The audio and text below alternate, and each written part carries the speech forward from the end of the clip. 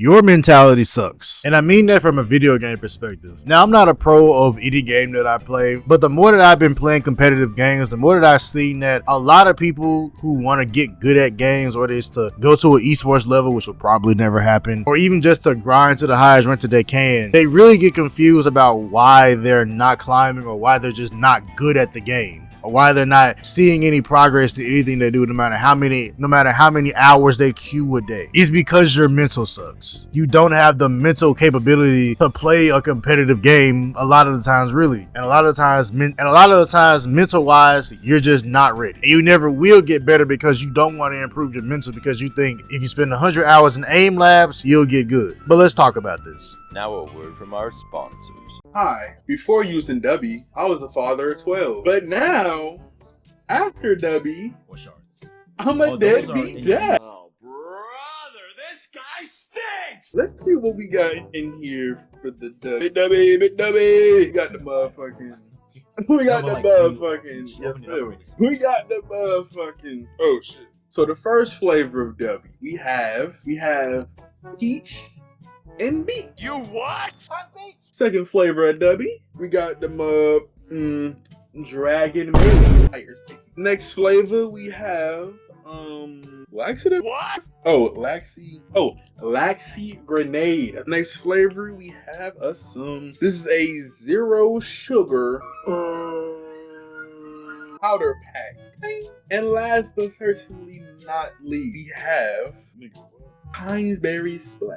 I'm Wasabi, and this has been your Dubby advertisement. But one last thing before we get into that, I'm trying to reach 1,000 subs by the end of the year so that I can feed my addiction to triple dippers. So if you like the video, comment, share with a bird, share with a friend. I don't care, share with somebody. I appreciate it. Mentality is one of the main things that you need to have in order to be successful in anything competitive, whether it's games, sports, chess, I don't know. Whatever thing that you're doing that you need to be competitive in, you have to have a good mentality in order to make any progress and to be considered good at any level of it. Whether you're bronze, platinum, gold, celestial, eternity, masters, grandmaster, diamond, whatever rank you are in whatever game, if you don't have a good mental, you're never going to be good at the game you're playing, ever. And since competitive gaming has become basically a staple in the gaming community over the past 10 years, I feel like a lot of people have really gone down a route of, as long as I'm mechanically good at something, it doesn't matter how many times I tilt off a cliff, break my setup, break my keyboard, break my mouse, break everything, or my monitor off the side of a cliff, it doesn't matter. As long as I'm mechanically good enough and be in aim labs for, 100 hours a day, then I'll climb in the game and it doesn't really matter. And to a certain extent, and in certain ranks in every single game, that's true. From about bronze to maybe like very like low platinum, maybe that's the case. But to actually get good and to get a good rank in any game, your mental has to be good. And let alone if you want to try to go pro, which you probably won't do, you need to have a good mental, because a good mental, especially for team games, is key. Now, as a person who loves fighting games and who's been playing fighting games my entire life, your mental in fighting games is probably the most important thing that you need in fighting games, because you have no one else to blame for the things that goes wrong in that match other than yourself. You have no one else to blame but you. It wasn't the other person's fault that you didn't block the DP, or that you didn't block the level 3 super, or that you didn't block anything throughout the entire match, that you didn't take the grab, that you didn't play neutral right or play footsies right. You're to blame. You can say that the other person's character is broken all you want to, but at the end of the day, if you don't have the mental to say, okay, let me do this, let me do this, let me think about these things, it's your fault. And you'll never grow as a fighting game player, and you'll never grow as a player in any game, regardless of how many times you can say that character is broken, or they relax switching me.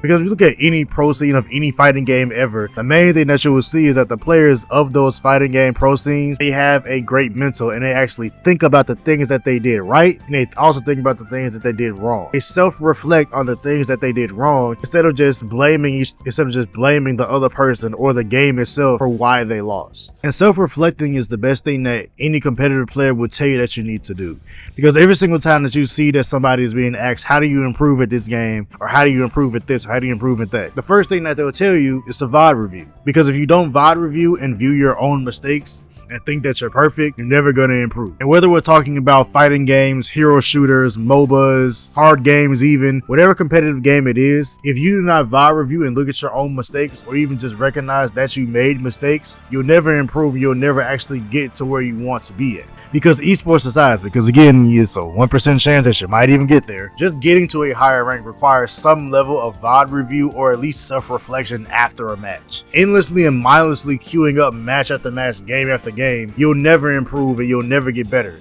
Because you don't actually think about what actually happened during the match. You just sit there and complain about your team not healing you, or complain that your game is lagging, or complain that the game just is broken, or this character is broken, or this is that is broken, and nothing is actually, improving. You're not actually thinking about, okay, maybe I was out of position for this one team fight, or maybe I was out of position to where my healers couldn't reach me, or maybe I didn't play neutral better, or maybe I didn't play neutral good enough in this situation, and if I played neutral better enough, then I could have won in this situation. All of these are things that you have to take in consideration when you're VOD watching. The first thing anybody would tell you, the first thing that I would tell people is to VOD watch. The first thing that I tell people when they ask me, how do I, get good at Marvel Rivals, or how do I, get to a certain rank in Marvel Rivals, you have to VOD watch. If you don't VOD watch in Marvel Rivals, you'll never know what mistakes you make, and you'll never know actually what to improve on. You can't ask a pro or a big streamer, what do you need to improve on, when you don't even know what you need to improve on yourself. Because if you don't know, how do you expect this random streamer or this random coach to know what you need to improve on as a player? Because you wouldn't walk up to a basketball coach or any football coach or any trainer and say, hey, I want to improve at basketball, and they say, okay, well, what do you need to work on? And you say, I don't know. Because the quicker you identify very, very specific problems or very, very specific patterns that you have in your gameplay, the quicker that you'll actually get better. Because way too many times in these type of games do I see people never VOD review, who never self-reflect, and just mindlessly and endlessly queue, especially in Rivals, because the games don't last that long. They queue up for 4 to 6 hours, 4 to 6, maybe 8, sometimes even more hours than that. They never VOD review, they never admit their own mistakes. It's always the tank's fault, it's always the DPS fault, it's always the support's fault. It's everybody else's fault except their own. But if you actually go back and watch their games, they're out of position. Half the time they don't even know what their abilities do. They're playing a character they've never played before. They don't actually know how to position as that character, and every single mistake that they're making is just showing over and over and over again. But yet if you ask them, they made no mistake, and everybody else was the reason that they lost the game. And since everybody else is the reason that they lost the game, they see no reason to even try. Because I'm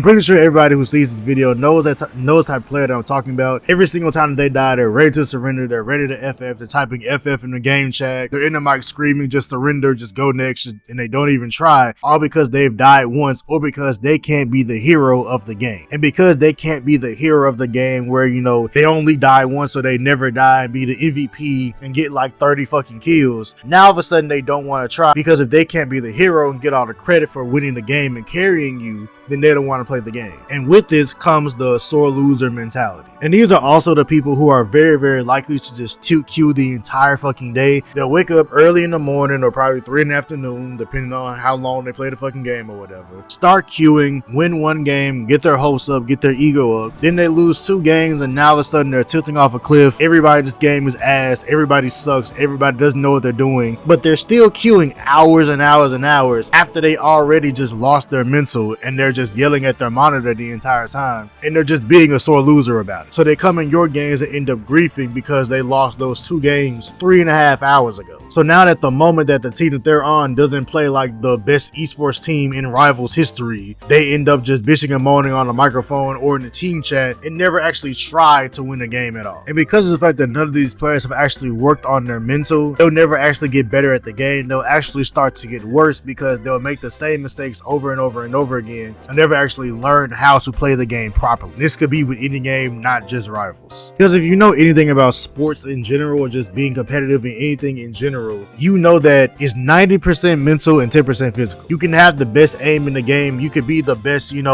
aim tracker in the fucking world and have the best aim. You can have the best aim in the world and have 0 game sense. You can have great aim and have 0 awareness. You can have great aim and you can have great tracking with your Punisher or your Hawkeye, but if you have 0 game sense and 0 game awareness, you're never going to get better. You can have all the physical traits in the world, but if you never actually work on your mental traits, which matter especially in a team game, or if you're just a horrible teammate in general, because every time you die, you instantly start to blame your teammates and yell at everybody else because you think it's their fault, you'll never never get good and you'll never be signed to an esports team. Because it is always funny as a little side thing to see people say, you know, oh, I want to go pro in this, or oh, I want to try to get really, really good at this and get signed to a team. No team wants to be with somebody who's an egomaniac. No team wants to sign somebody and pay somebody to yell at other people every single time that they die, especially the tournament situation. Every tournament player you see never goes on this huge raging fit during a tournament because money is at stake and this is their job. Because even if they do have a moment of anger, they do it in private and they don't just be like, oh, you fucking suck, y'all are fucking ass. That's not how any type of competitive player is supposed to operate in a competitive scene. And that's why you'll never see a lot of these players in an actual competitive scene. They'll just play ranked all day and say that they're better than everybody when they're hard stuck plat, like plat 3 type shit. Like they never are gonna get out of plat, because these are the types of people that you never really can please. Even if you are playing on an esports level, then you'll end up dealing with the people who are sore winners. I don't know if anybody else has run into this in Rivals or any other competitive game for a matter, but these are the people who, even when you're winning, because they died one time and they feel like you didn't help them or you feel like you didn't heal them enough, that even when you're winning and you're beating the shit out of the other enemy team, they're still complaining. They're still calling you ass and they're still saying that this whole team sucks when you're winning. This was a new one for me when I started playing competitive games like that, because I never ran into somebody to where you make one mistake early game, but then you end up coming back and now you're winning, but they're still complaining. They're still saying you suck. They're still saying you're not doing everything right. But then you look at the scoreboard or you press tab to look at how people are doing stat-wise. They have the most death, they have the least damage, the least amount of heals, and they're not actually helping the team. They're the ones who are dragging the team down more. And if you have somebody else on your team, you will be completely stopping the other team without any type of failure at all. And this was something completely foreign to me, because I thought that when you're winning, you basically don't really have a fucking reason to be complaining about anything, but you learn something new every day, honestly. And I really want people to understand that, like, when I said earlier that, like, and I know, like, kind of like, you know, correlating this to sports will kind of seem weird to some people, but in every type of way it is, like, you need to, you know, watch what you put in your body so you actually have energy to play, and that your mental is, and that you actually feel well enough to, you know, play for long hours, especially if you're trying to get, like, really, really good at a game, and even have the slightest potential of going pro. Is that the mental aspect of competitive games is something that, like, isn't really, like, taught or isn't really, like, talked about because of how viral rage moments go, because of how viral rage moments, you know, can be, have the potential to be. Because to be quite honest with you, the main thing that I tell people when they ask me how to get good at games or how to, you know, even just play, you know, something like Rival Solo Queue, which we know is a fucking hellscape, I just tell them, like, I just mute comms and have music in the background and I just play my game to the best of my abilities. It sounds like very generic and boring ass advice, but that's just the best thing that you can do a lot of times, especially in games like this where the community isn't, you know, the best at times. Because the last thing you need in your ear is a fucking 2 and 12 Iron Man spamming for heals, calling you everything up under the sun but your fucking name, and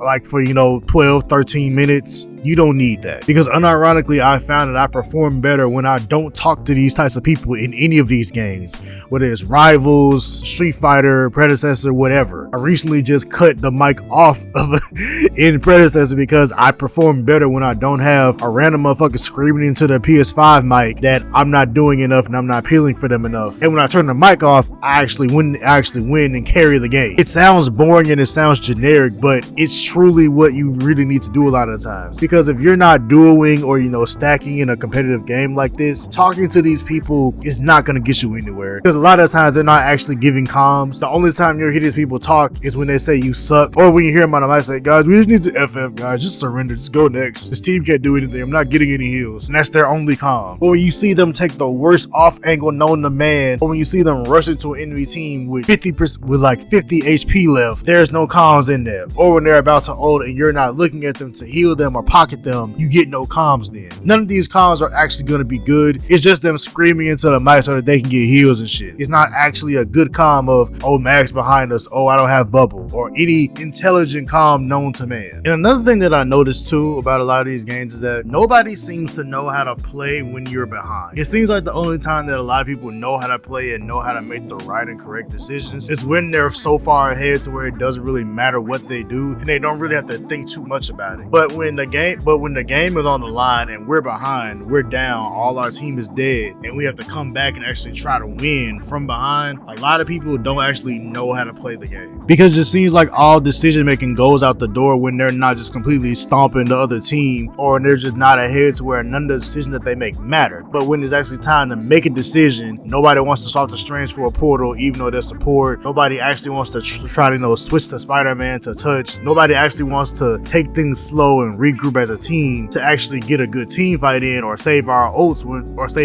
for the next team fight when we have enough time to get back to the point to actually get our one last team fight in. Instead they just spam their ults when they're at 10 HP, and then wondering why we couldn't fight because now we don't have Luna ult because you used it after everybody else died. And it just seems like unless people can be the hero, or unless some people can just absolutely carry the game, or unless some people can just absolutely carry the game, the times when they're actually met with adversity and actually playing against people that are actually better than them, that's when they seem to struggle. That's when they actually that's when their mental starts to take a hit and they don't know what to do because the person is actually outplaying them or is just flat out better than them, and they don't know how to counteract it or learn from it or grow from it. At the end of the day, if you truly want to improve at any game that you place in any type of competitive level, your mindset needs to improve. Whether it's a fighting game, a shooting game, chess, Yu-Gi-Oh, Magic, whatever, you have to improve your mental before you can get good. Too many times I see people play one game, lose by a hair, and then tilt off a cliff, and now all of a sudden